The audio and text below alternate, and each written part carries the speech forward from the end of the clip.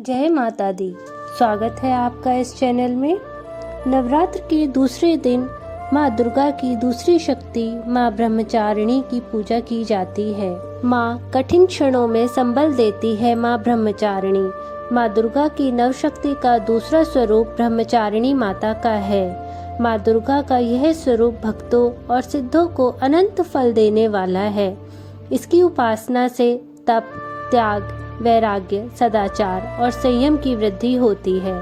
ब्रह्मचारिणी का अर्थ तप की चारिणी यानी तप का आचरण करने वाली। देवी का यह रूप पूर्ण ज्योतिर्मय और अत्यंत भव्य है। इस देवी के दाएं हाथ में जप की माला है और बाएं हाथ में यह कमंडल धारण किए हैं।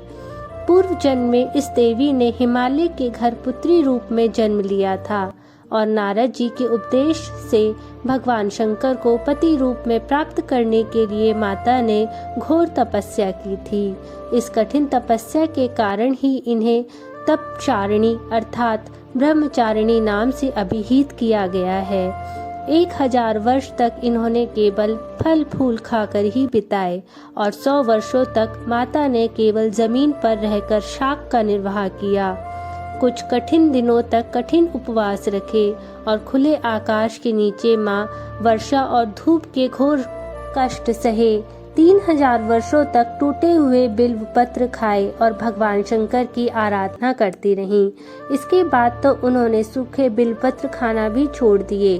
कई हजार वर्षों तक निर्जल और निराहार रहकर ही माता ने तपस्या करी। पत्तों को खाना छोड़ देने के कारण इनका नाम अपर्णा पड़ गया।